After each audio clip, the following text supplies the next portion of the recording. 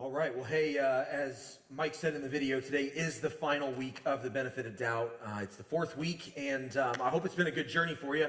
We're going to end it in a place today that this message could feel a little bit heavy, but I'm going to try to make it not, because it's also graduation Sunday, which we're going to celebrate toward the end of the service, and so I don't want it to feel too heavy going into all of that. But this is it's kind of a serious topic. It's one of those topics where, you know, as someone who speaks publicly regularly, I've got to be cognizant of, like, sometimes just the weight of the topic feels heavy, you know, because it's about, like, when everything kind of blows up in life.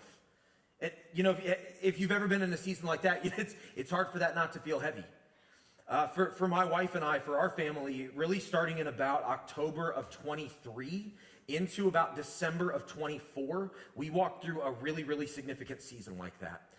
We had kind of kicked off with my mom broke her leg, and that was challenging. A lot of times we had to help take care of her, and it was also just kind of this constant reminder that my dad was no longer around, and that was tough. And although this seems like an eternity ago for those that were around during that season, you may remember that we were in negotiation with a local church a few miles from here to possibly rent their building, and that fell through in that season in kind of a dramatic and painful way.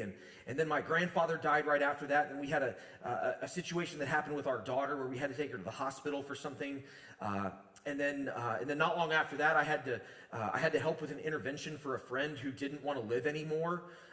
And then right after that, we experienced the first of kind of a string of some really heavy betrayals in our life by friends. And then my grandmother died, and I'm not making any of that up.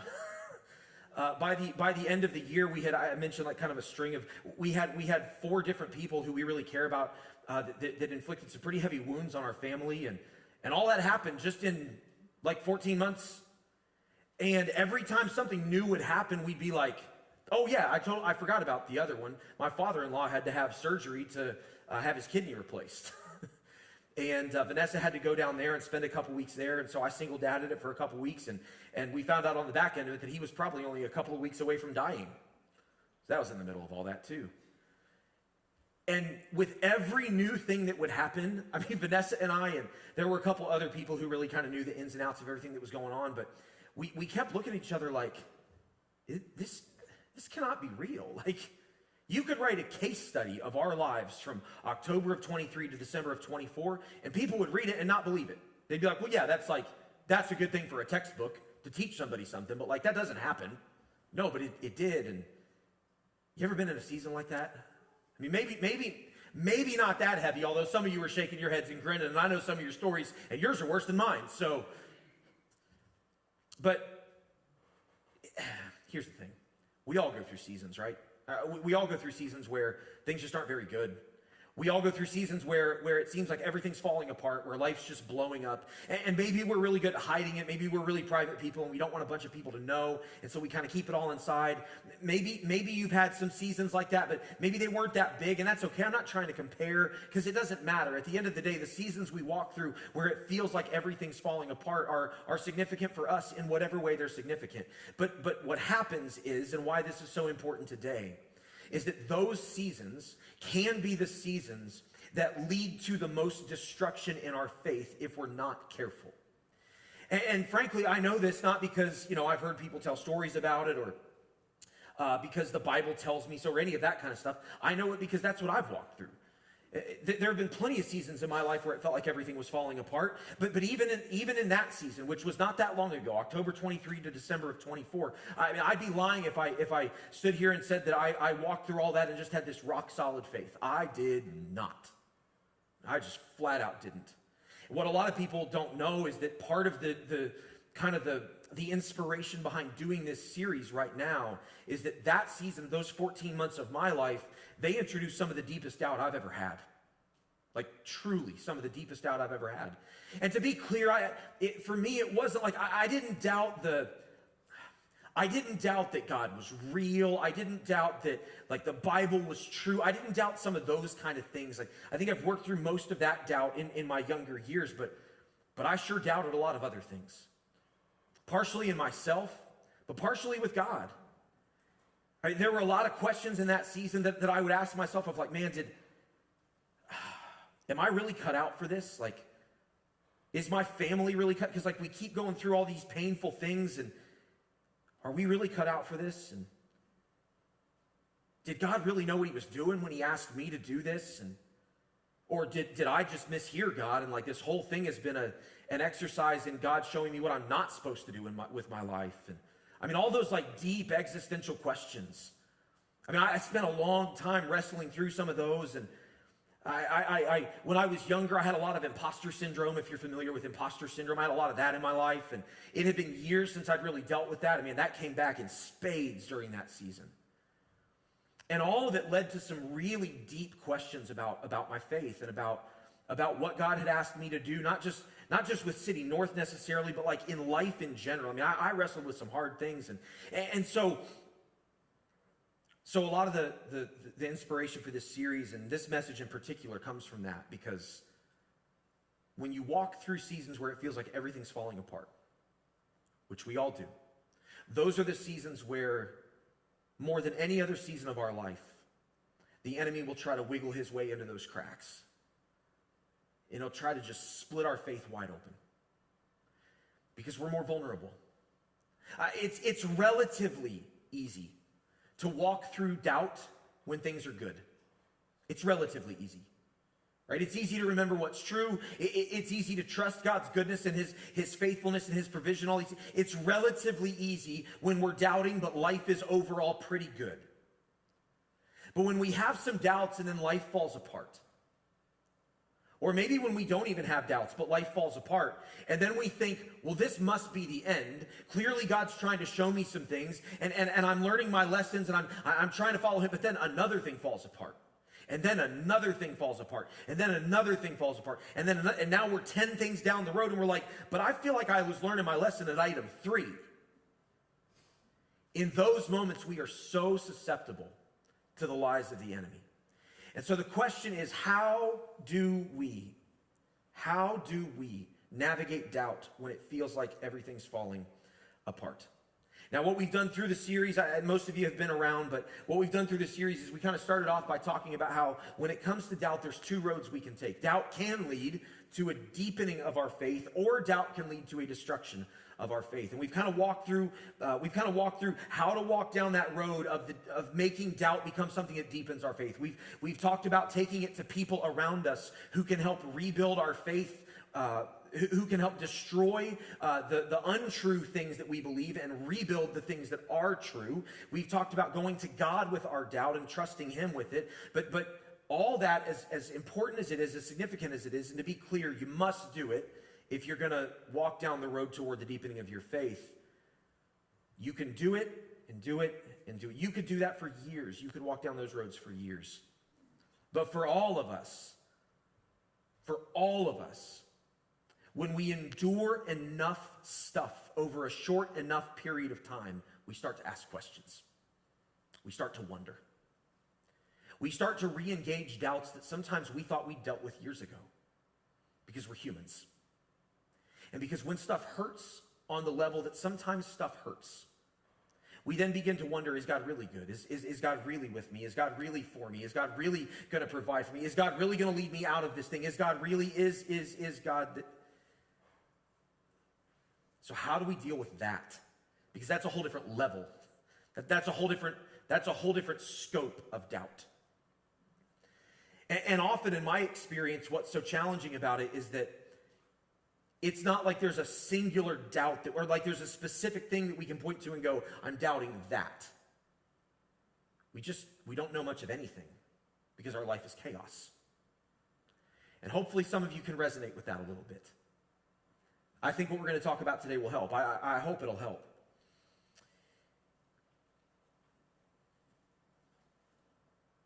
We're going to look at an Old Testament prophet to try to figure out how to navigate this. His name is Habakkuk. His name means to wrestle and embrace, which I think is fantastic, because if I've ever heard a name that you got to wrestle through, it's Habakkuk. So we're going to look at this guy named Habakkuk, and there's a book in the Bible called Habakkuk. Habakkuk was a prophet.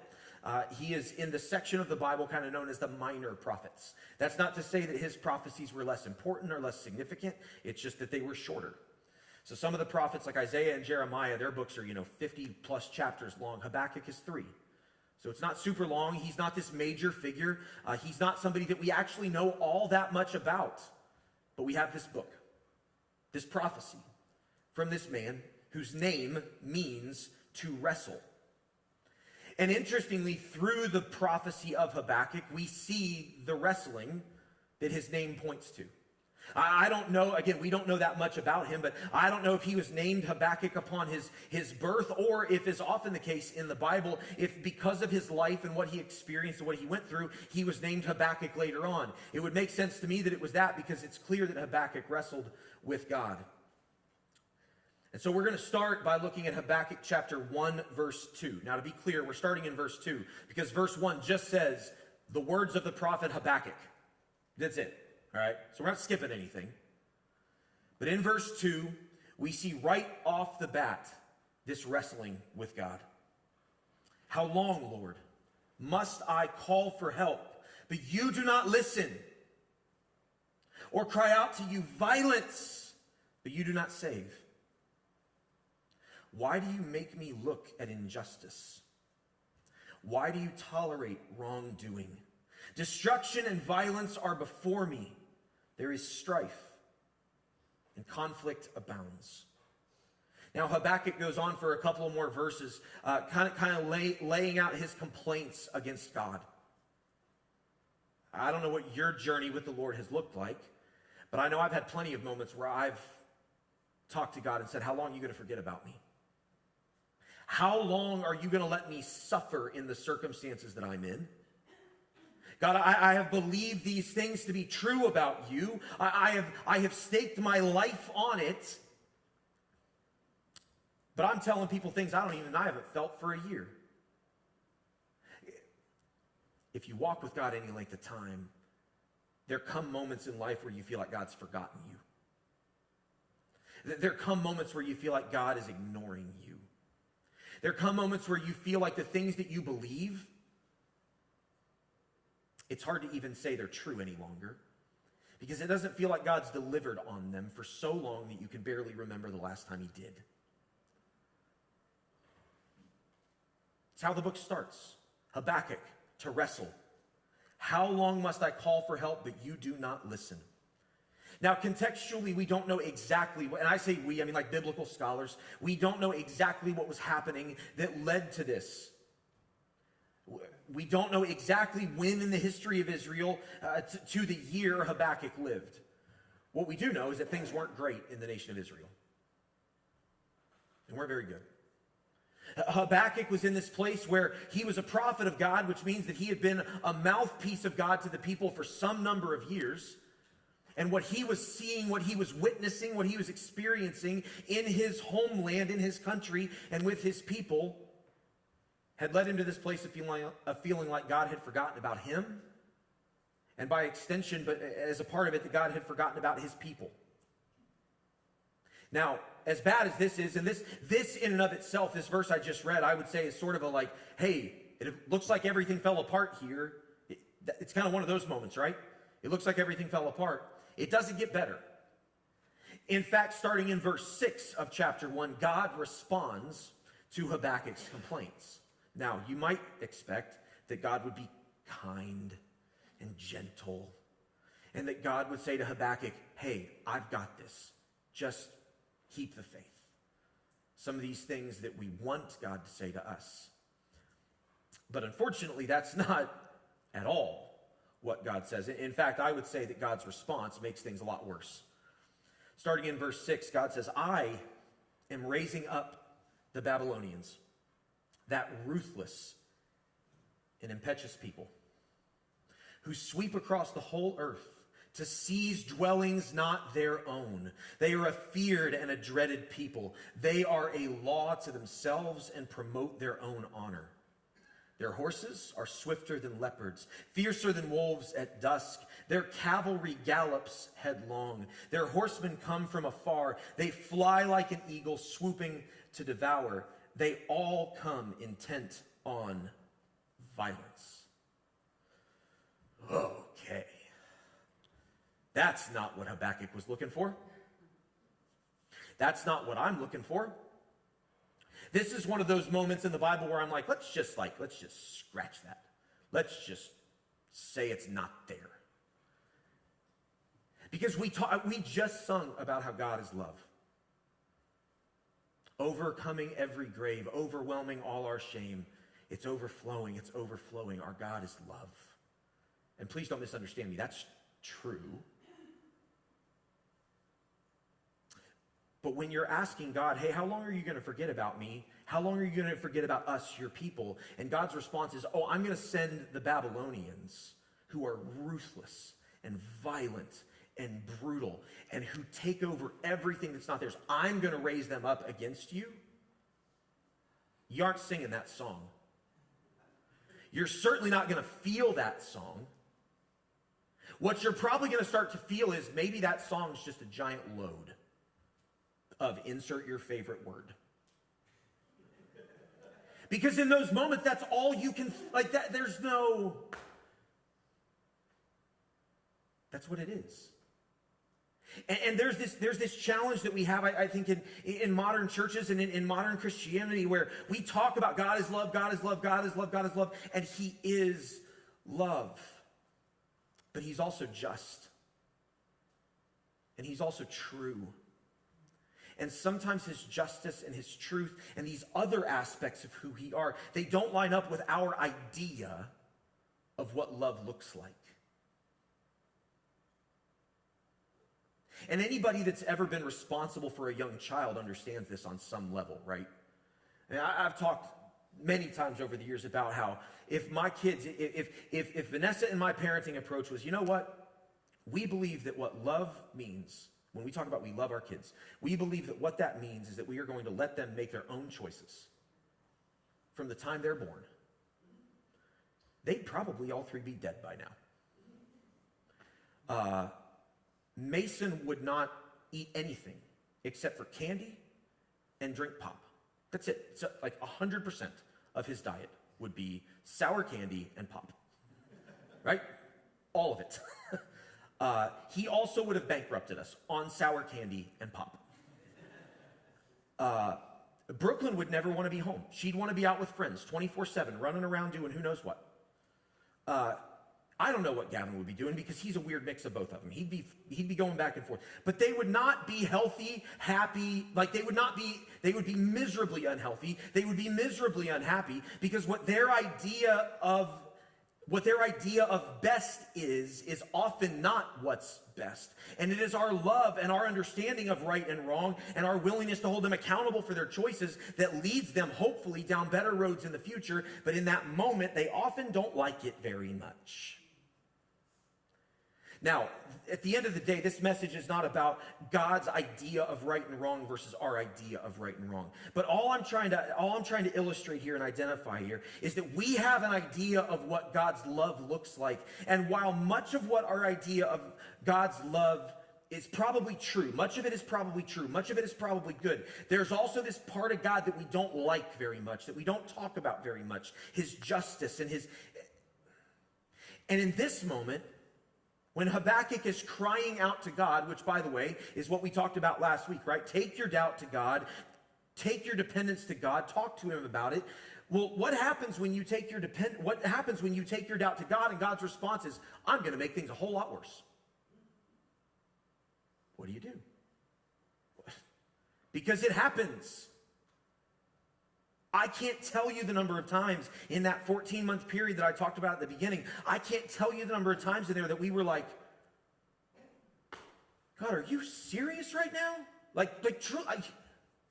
What? I said to people, I don't know, legitimately probably 6 or 7 different times. I mean, I don't know how it could get worse. And then it got worse. And then I said, I don't know how it could get worse, and it got worse. So what do we do when we do exactly what I've laid out for us? We take our doubts to the people around us, and we take our doubts to God, and God's response is, buckle up. What do we do with that? How do we navigate that? How do we handle it? The truth is, Habakkuk at this point in his book, he's struggling. He's struggling a lot, just as you might struggle, just as I might struggle. In fact, just a few verses later, after God finishes telling Habakkuk how much worse it's going to get, Habakkuk responds to God. And this is what he says in verse 12 and 13. He says, Lord, are you not from everlasting? Are you not? You're supposed to be. My God, my Holy One, you will never die. You, Lord, have appointed them, the Babylonians, to execute judgment. You, my rock, have ordained them. You've set them apart to punish.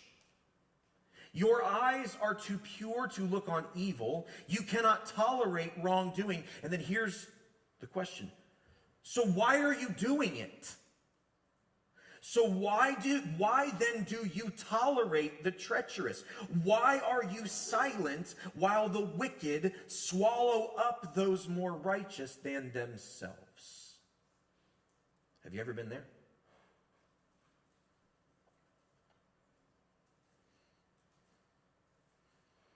God, why are you letting all these things happen? God, I believe these things about you to be true. But I can't make sense of how you could allow these things, of how you could be these things and yet allow these things. It doesn't make sense. It doesn't line up. It doesn't work. If you are good, then why are you allowing good people to be swallowed up by wicked people? If you are loving, then why are you allowing so many terrible things to happen to people who can't do anything about it? And this gets to the age-old question, why does God let bad things happen to good people? And the simple truth is that sometimes what you believe is really hard to believe. Sometimes what you believe is hard to believe. And when it comes to doubt, you have these seasons where you believe a thing, but it's really hard to believe the thing. It might be something that you've believed for a year. It might be something that you've believed for 10 years. It might be something, I've been walking with the Lord for 34 years. And there are seasons in my life where it's really hard to believe the things I've believed for 34 years about God. Because all the evidence is saying that all of that is not true. All of the evidence is saying I've been believing in something that isn't real.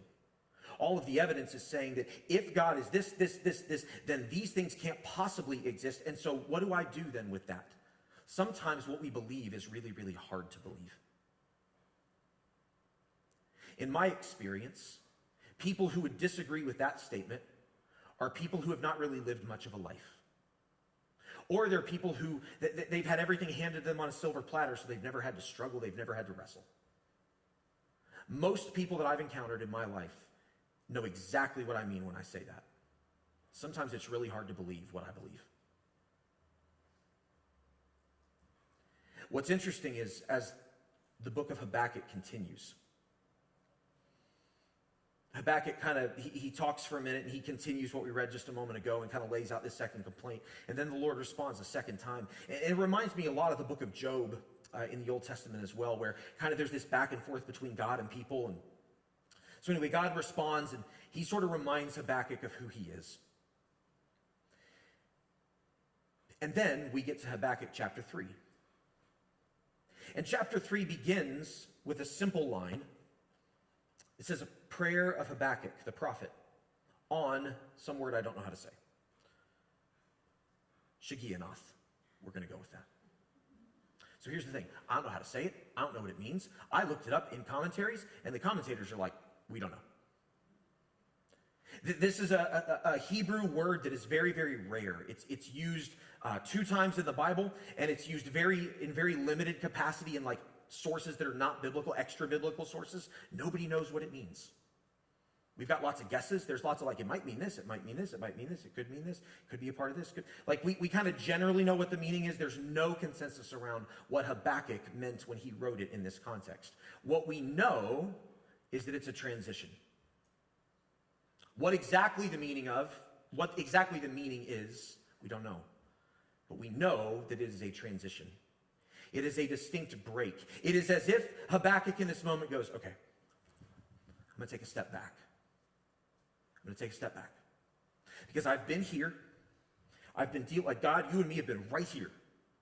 I'm going to take a step back.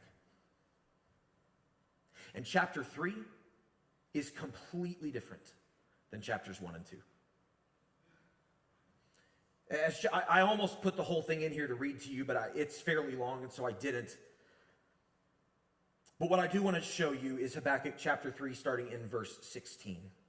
And what I want you to see as we read this is that in the first couple passages that we read, as we looked at Habakkuk's complaint against God, God's response, and then Habakkuk's complaint again, we see this wrestling. We see this doubt. We see this struggling. But here's what it says in Habakkuk chapter 3, starting in verse 16. I heard what God said, and my heart pounded. My lips quivered at the sound. Decay crept up into my bones, and my legs trembled. I still understand that there is calamity to come. Yet, I will wait patiently for the day of calamity to come on the nation invading us. Though the fig tree does not bud and there are no grapes on the vines, though the olive crop fails and the fields produce no food, though there are no sheep in the pen and no cattle in the stalls, yet I will rejoice in the Lord. I will be joyful in God, my Savior. What's clear in this part of the prophecy is that Habakkuk did not feel the truth of his prayer. That is critical. He did not feel the truth of his prayer. What he felt is written all in this prayer. What he felt is that things were not good. There is no food. There is no safety. There really isn't even any hope in the short term. We can't sustain ourselves. We have no crops. We have no livestock. The Lord has desolated us. Yet, I will remember who God is. Yet I will stand in what I know is true when what I feel is not what is true. And what I think of so much when I read this portion of Habakkuk, and there are a whole bunch of other places in the story that I can point to. I actually had one of the Psalms written out, one of my very, very favorite Psalms, where David talks about, he opens it by saying, how long, O Lord, will you forget me forever? How long will you hide your face from me? And how long will I have sorrow in my heart? And by the end of it, David does the exact same thing that Habakkuk does here. They demonstrate that when we don't feel what is true, that doesn't mean it's not true. But what we must do in the moments where nothing feels true anymore, in the moments where everything has fallen apart, because when everything falls apart, all we feel is the negative, right? And in those moments when we don't feel it, what we have to do is cling. We just gotta cling. When it's hard to believe, cling to what you believe. When it's hard to believe, just cling to what you believe. It's hard, but cling to it. It's hard, but cling to it. Just hold on. Like with all your might, hold on. And maybe what that looks like for any given one of us is that I don't know how to believe all of what the Bible says, but maybe I just believe that God is good. And I'm going to cling to that. With everything in me, I'm going to hold on to it. And I'm going to fight to not let that slip out of my grip. Because in my experience, when I think about friends and family members who have deconstructed their faith and who have walked away from all of it, what tended to happen is that as they started to ask questions, instead of grabbing onto the things that they believed and desperately holding on, they kind of went like this. And once they let go, it was gone. They couldn't get a hold of it again. The image that popped into my head when I was thinking about this particular idea is from The Lion King. You know, the scene early on, it's a tragedy of a scene, but where Scar tries to kill Simba by herding the wildebeest down into the ravine, into the canyon. And Mufasa runs down because he hears that Simba's down there, and he runs down to save him. And there's this moment where all the wildebeest are coming through, and he's saved Simba, but he's nowhere to be seen. And all at once he jumps up out, and he grabs onto the rock ledge. And he's just hanging there. And there's terror on his face, and of course his brother Scar is there, and he says, "Scar, save me." And the tragedy is that, as we know, well, hopefully, spoiler alert, you know. I mean, the movie's 30 years old at this point. If you haven't seen it, I don't know what to tell you. Scar throws him back in. In that moment, what Mufasa was doing is exactly what we need to do in our faith. He knew that if he was going to live, he had to cling to that rock as if his life depended on it, because it did. When everything in life is falling apart, when nothing makes sense, when it seems like there is nothing good, when it seems like there is only chaos, when it seems like God has abandoned us, when it seems like God has forgotten about us, when it seems like God is ignoring us, it's in those moments that we have to just cling for dear life to what we believe. Because at the end of the day, what we believe is a choice. It is not a feeling. We will feel it at times and we will not at times. But if we will cling to what we believe is true when we don't feel it anymore, if we will cling to that and cling to it and cling to it, and if we'll go to the people around us who love us and who can remind us of what's true, and if we'll go to God with those doubts, just like Habakkuk did, we can come to a place where we're able to say, "I see what the Lord did." And it might be a year, it might be 2 years, it might be for 14 months, it might be 2 years, 5 years, 10 years, it might be a lifetime. I don't know. I don't know. But if we're going to walk a road where when we experience doubt, it leads to a deepening of our faith and not a destruction of our faith, we must cling to what we believe when it's hard to believe. Because it will be. And in those moments, grab hold. Hold on for dear life. Call for help. Make sure the people you're calling to are the right people, because some people will throw you back in with the wildebeest. But the right people will grab hold and they will pull you up, and they will nurse your wounds. And they will remind you that there is a God who is safe, who is good, who is dependable, who will never fail. And who, even in the hardest moments, even in the moments where everything is falling apart, where nothing makes sense, who is a constant in that storm, even if his consistency looks different than what we think it should. So as we wrap this series, remember, our doubt can lead to a deepening of our faith, or it can lead to a destruction of our faith. There's two roads. If you want it to lead to destruction, you don't really have to try very hard. It'll just kind of go there on its own.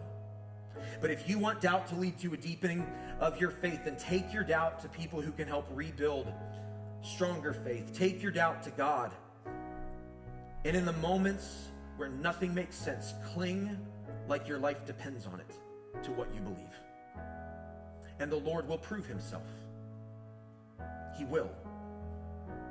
In time, he will demonstrate exactly that what you believe is true. But you must cling to him with all that you are. We pray for us today.